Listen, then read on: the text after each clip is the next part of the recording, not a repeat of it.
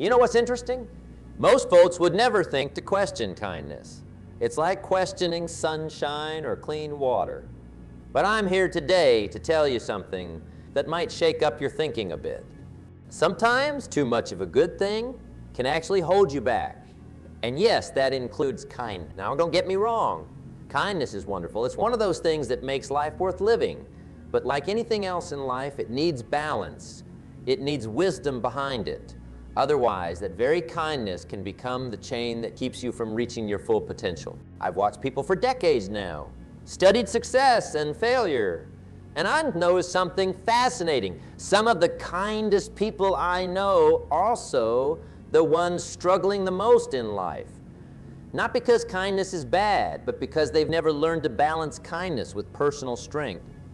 That's what we're going to talk about today. Not about becoming unkind. Never that, but about making sure your kindness comes from a place of strength, not weakness. About making sure your kindness lifts you up rather than holds you back. Let me tell you what happens when kindness goes too far. When it crosses that line from virtue to vice. You see, when you're too kind, when you say yes to everyone, when you put everyone else first all the time, you send a message to yourself and to the world. And that message, I don't matter as much as everyone else. That's a dangerous message to internalize. What happens when you're too kind? You become everyone's doormat. Your time gets filled with other people's priorities. Your energy gets drained by other people's problems.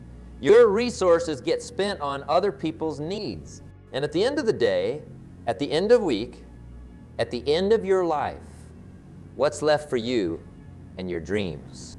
I've seen it time and again. Good people, kind people with incredible potential, who never achieve what they're capable of because they gave everything away. They had the talent, they had the intelligence, they had the opportunity, but they lacked the boundaries that would protect their dreams. Think about it. When someone asks for your help, what's your automatic response? For many, it's an immediate yes. You don't even think about it. You don't consider your own schedule, your own needs, your own goals. You just say yes because you've been taught. That's what good people do. But what if that automatic yes is the very thing sabotaging your future? What if that habit of always putting yourself last is why you're not where you want to be? Here's something crucial to understand. There's a world of difference between kindness and weakness. True kindness comes from a position of strength. It's a choice made by someone who knows their worth, who has clear boundaries, and who gives from their overflow, not from their essence. Weakness disguised as kindness comes from fear. Fear of rejection, fear of conflict, fear of not being liked. It's saying yes when you want to say no. It's agreeing when you actually disagree. It's going along to get along. Let me ask you, when was the last time you said yes to something and immediately regretted it? When was the last time you agreed to help someone and then resented them for asking? That's not kindness. That's weakness wearing kindness's clothes. True kindness feels good. It energizes you. It's joyful. Weakness disguised as kindness feels bad. It drains you. It builds resentment. If you find yourself feeling resentful after helping others, that's a clear sign that your kindness isn't coming from the right place. It's coming from that place of weakness, of fear, of not valuing yourself enough to set proper boundaries. That's the truth that might be hard to hear. People can tell the difference. They can sense when your yes comes from genuine kindness and when it comes from an inability to say no. And they respond accordingly, often by asking for more and more until you have nothing left to give. Remember this. No one values what you give away too freely. What costs you nothing is worth nothing to others. When you say yes to everything, your yes becomes meaningless. This brings us to one of the most important concepts in personal development. Boundaries. Personal boundaries are like the walls of your home. They define where you end and others begin. They protect what's precious to you. They keep out what would harm you. Without strong, clear boundaries, you're like a house with no walls, exposed to every passing storm, vulnerable to anyone who wants to walk through. Many kind people have weak boundaries or no boundaries at all. They believe setting boundaries is selfish, that it goes against being kind. Nothing could be further from the truth. Boundaries aren't selfish. They're necessary. They protect your time, your energy, your resources, so that you can use them wisely, investing them where they'll do the most good, both for you and for others. When you lack boundaries, you end up spread too thin. You try to please everyone, and in the end, you please no one, least of all yourself. You become ineffective, exhausted, and that resentment eventually leaks out, poisoning the very relationships you were trying to nurture with. I want to tell you a story about a man I once knew. Let's call him the kindest man in town. Everyone liked him because he never said no. Need help moving. He was there. Need to borrow money. His wallet was open. Need someone to listen to your problems? He'd sit with you all day. He was known for his kindness, but he was also known for something else. He never finished anything he started. His own house was half renovated. His own business was barely staying afloat. His own dreams were always someday dreams. One day I asked him, "What happened to that book you were writing?" He smiled that tired smile of his and said, "Oh, I just haven't had time. Too many people need my help." 20 years passed. He helped hundreds of people move into new homes while his own home remained unfinished. He helped dozens of businesses with free advice while his own business struggled. He listened to countless people's dreams while his own dreams gathered dust. And then one day, he got sick, really sick. And guess what? All those people he'd helped over the years, most were too busy to help him back. Not because they were bad people, but because he'd trained them to see him as a resource to be used rather than as a person to be respected. That's the danger of kindness without wisdom.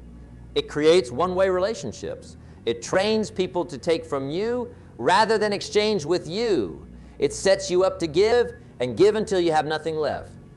Now, here's a fundamental law of lives. Everything valuable operates on an exchange. This is the value equation I talk about so often. If you want to receive, you must give. But the reverse is also true. If you want to keep giving, you must also receive. Think about it. A business that gives products without receiving payment goes bankrupt. A relationship where one person gives love and the other only becomes toxic. A body that expends energy without replenishing it gets sick. The same principle applies to kindness. Kindness that continuously flows out without equivalent value, coming back in, is unsustainable. It's not just unsustainable, it's unhealthy. This doesn't mean you should keep score or only be kind to those who can repay you. That's not what I'm saying at all. What I am saying is that you need to make sure there's balance in your life overall. That for all you give out, you're also allowing good things to come back to you. Many kind people struggle with receiving. They're comfortable in the giving position, but uncomfortable when it's time to receive. They deflect compliments. They minimize their achievements. They refuse help even when they desperately need it. That sounds like you. I want you to realize something important. Refusing to receive is just as unbalanced as refusing to give. Both break the natural cycle of exchange that makes life work. Let's talk about another precious resource that too much kindness can squander. Time. Time is the great equalizer. No matter who you are, how rich, how poor, how talented, how ordinary, you get the same 24 hours each day as everyone. What separates the successful from the unsuccessful is not how much time they have, but how they choose to use that time. When you say yes to everything and everyone because you're too kind to say no, you're giving away your most valuable resource. You're letting other people decide how your precious, limited time will be spent. Think about that. Would you let a stranger walk into your house and take your money? Probably not. Yet many of us let strangers, or even friends and family, walk into our lives and take our time without a second thought. Every time you say yes to something, you're saying no to something else. When you say yes to helping someone with their project, you're saying no to working on your own. When you say yes to that meeting, you don't need to attend.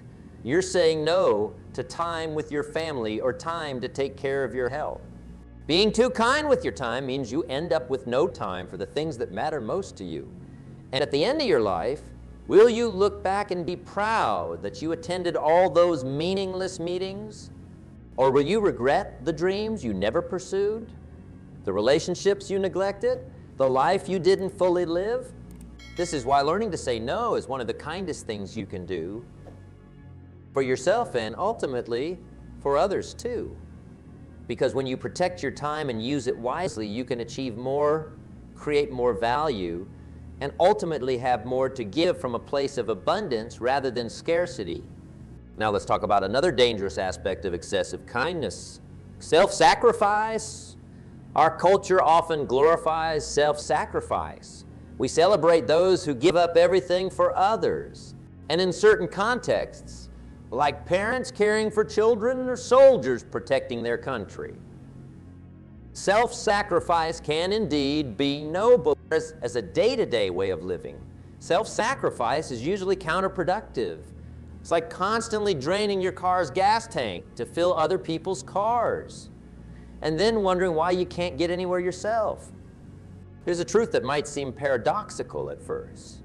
The best way to help others in the long run is to develop yourself first, to become the strongest, most capable, most resourceful version of yourself possible. Think about it. Who can help more people? A doctor who sacrificed their education to help others in the short term, or a doctor who completed their education and can now heal thousands over their career? Who can feed more hungry people? Someone who gives away their seed corn and can't plant next year's crop, or a farmer who plants, harvests, and creates abundance year after year. This principle applies in all areas of life. By developing your talents, building your resources, protecting your health, and growing your wisdom, you become more capable of meaningful kindness, not less. Self-development isn't selfish. It's the foundation of sustainable service to others. It's the difference between giving someone a fish and building a thriving fishing business that can feed a village indefinitely. So many kind people get this backwards. They give and give until they're depleted, thinking that's what kindness requires. But true kindness, wise kindness, includes being kind to yourself. It includes making yourself strong. So your kindness comes from abundance rather than scarcity. Remember, you can't pour from an empty cup. You can't give what you don't have. You can't light others' candles if your own flame has gone out. These brings us to an essential concept: becoming a person of value. This has been a cornerstone of my teaching for decades, and it applies perfectly to our discussion of kindness. Before you can give great value to others, you must become valuable yourself. You must develop skills, wisdom, resources, health, and character. You must invest in yourself first, not out of selfishness, but out of a desire to have more to give. Think of yourself as a fruit tree. A young fruit tree doesn't immediately start giving away all its energy as fruit. First, it develops its roots, grows its trunk, extends its branches, and builds a strong foundation. Only then can it produce fruit abundantly, season after season, without depleting itself. Too many kind people try to give fruit before they've developed strong roots. They try to serve others before they've built their own foundation, and the result is predictable. They burn out, break down, or become bitter because they've given more than they sustainably could. Building yourself into a person of value takes time and focus. It requires saying no to some immediate opportunities to serve so you can say yes to your long-term development. It might look less kind in the moment, but it leads to much greater kindness over the course of a lifetime. This isn't about becoming selfish. It's about becoming strategic with your kindness. It's about playing the long game rather than the short game. It's about sustainable impact rather than momentary approval. Let's distinguish between healthy kindness and unhealthy kindness, because they lead to very different results. Healthy kindness comes from choice, not compulsion. It's thoughtful, not automatic. It considers the true needs of the recipient, not just their wants. It respects your own needs and boundaries. It aims for the greatest good in the long term, not just a momentary good feeling. Unhealthy kindness, on the other hand, comes from fear, guilt, or habit. It's reactive, not proactive. It gives people what they ask for rather than what truly serves them. It ignores your own legitimate needs. It focuses on short-term relief rather than long-term growth. Healthy kindness empowers both the giver and the receiver. Unhealthy kindness often enables dysfunction and creates dependency. Let me give you an example. If someone is struggling financially, unhealthy kindness might mean repeatedly giving them money whenever they ask. This relieves their immediate distress, but does nothing to address the root causes of their financial problems. Healthy kindness might mean helping them develop a budget, connecting them with job opportunities, or even declining to give money so they're motivated to solve their own problems. It might feel less kind in the moment, but it's far more helpful in the long run. The same principle applies in all areas of life. Healthy kindness thinks long-term. It considers consequences.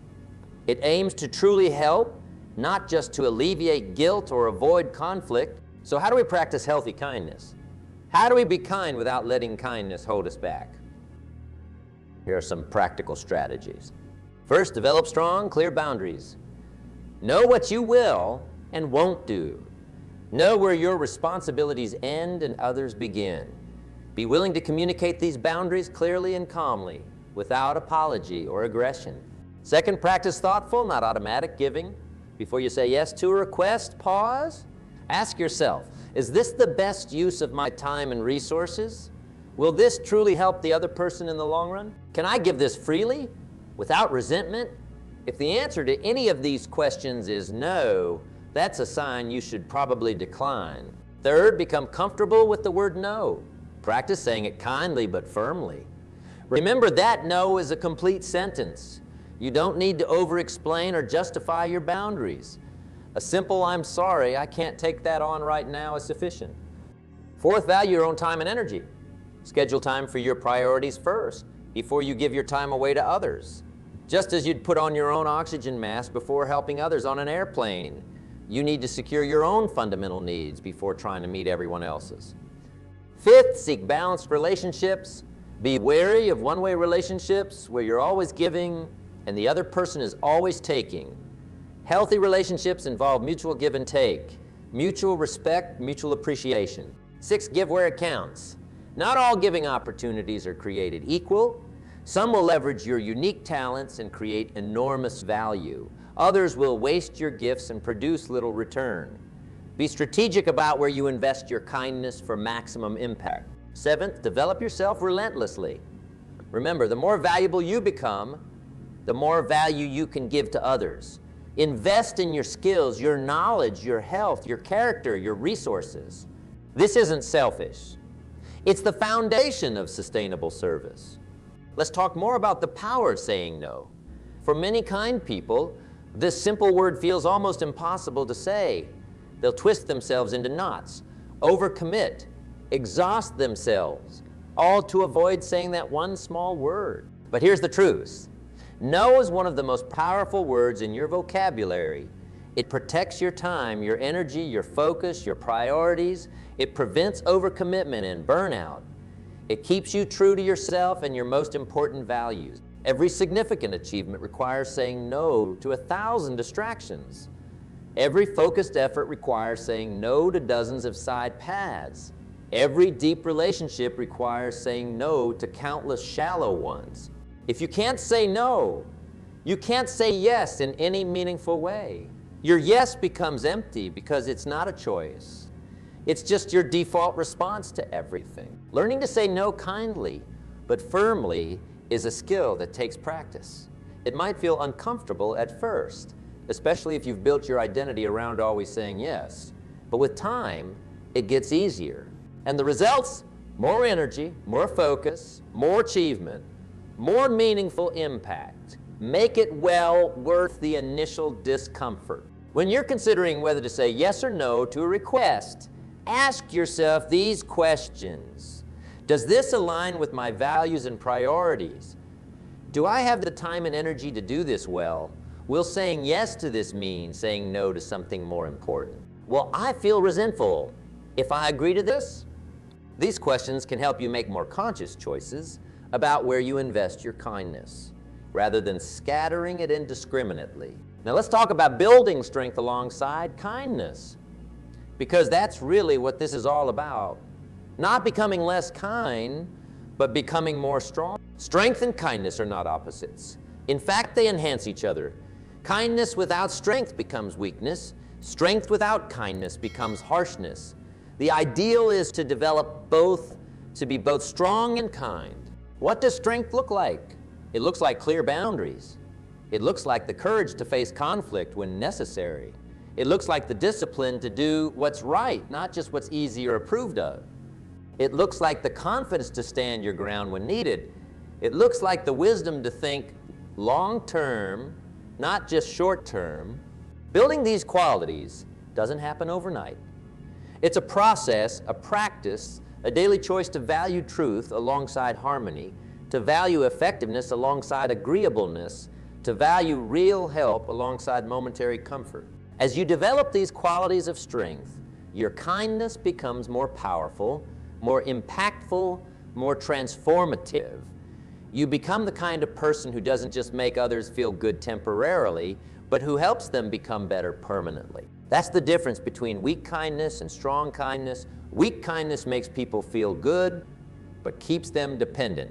Strong kindness might be challenging in the moment, but helps people grow and become more capable. Which kind of kindness do you want to embody? Which kind of kindness will create the legacy you want to leave? Now, I want to challenge you. Over the next week, pay attention to your automatic yes responses. Notice when you agree to things out of habit or fear rather than genuine desire. Notice when you put your own legitimate needs last. Notice when you feel resentment creeping in after helping someone. These are all signs that your kindness might be coming from weakness rather than strength. There are opportunities to practice a new way of being kind, but also strong, generous, but also boundaried, helpful, but also discerning. Try saying no to one request that doesn't align with your priorities. Notice how it feels. Notice the consequences. Was it as bad as you feared? Probably not. In fact, you might find that people respect you more, not less, when you demonstrate that you value your time and energy. Try scheduling time for your own priorities first, before responding to others' requests. See how much more you accomplish when you protect your most important work. Try giving help that truly serves others' long-term good, even if it's not exactly what they're asking for. Notice the difference between enabling dependency and empowering capability. These small shifts can start to transform your relationship with kindness. They can help you move from weak kindness that holds you back to strong kindness that propels both you and others forward. Remember, your life is your own. Your time is limited. Your energy is precious. Your talents are unique. Yes, be kind, but be kind in a way that honors these truths rather than ignoring them. Be kind in a way that's sustainable, not depleting. Be kind in a way that's wise, not naive. Be kind in a way that elevates you and others rather than diminishing you both. The world doesn't need more doormats. It needs more strong, capable, resourceful people who can make a real difference. It needs people who are both kind and effective, both generous and boundaried, both helpful and wise. You can be that person. You can practice that higher form of kindness that doesn't hold you back, but rather propels you forward, that doesn't diminish your light, but rather magnifies it so it shines farther and helps more people. This is the great balance we all must find in life, the balance between giving and receiving, between helping others and developing ourselves, between sacrifice and self-care, between kindness and strength. Find that balance, and you'll discover a whole new level of impact and fulfillment. You'll become not just a kind person, but a truly effective force for good in the world. And isn't that what kindness is really all about in the end? Not just feeling good or looking good, but doing good, real, substantial, lasting good that makes a genuine difference. So go out there and be kind, but be strong in your kindness. Be wise in your kindness. Be strategic in your kindness. Put boundaries around your kindness so it becomes more powerful, not less. Your time matters. Your dreams matter. Your needs matter. And when you honor these truths alongside your desire to help others, you'll find that sweet spot where kindness and effectiveness meet, where generosity and achievement aren't opponents, but partners in creating the life and impact you were born for. Let me leave you with this final thought. The greatest gift you can give to the world isn't unlimited access to your time and energy. It's the fully developed version of yourself, someone who has built strength alongside kindness, wisdom alongside generosity. You see, most people never reach their potential because they're too busy responding to everyone else's needs. They scatter their energy so widely that they never focus it enough to create something truly meaningful. Don't make that mistake. Your kindness matters. It makes a difference. But how you express that kindness, that's what determines whether it lifts you up or holds you back. Kindness with boundaries is powerful. Kindness with discernment is wise. Kindness with self-respect is sustainable. That's the kind of kindness I'm challenging you to develop. Start asking yourself better questions. Not just how can I help, but how can I help in a way that honors my own path too? Not just what do others need, but what does the world need that my unique gifts can provide? Not just how can I be nice, but how can I create real value? These questions will guide you toward a higher form of kindness, a form that doesn't require self-erasure, a form that combines compassion with strength, giving with growth. Remember, you're not on this earth just to make other people comfortable. You're here to make a difference.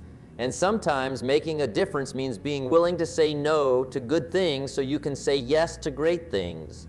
It means being willing to disappoint people in the short term so you can serve them better in the long term. The world is full of people who will take everything you're willing to give, who will use your kindness for their convenience, who will happily let you sacrifice your dreams for their comfort. Don't resent them for it. That's human nature. But don't enable it either.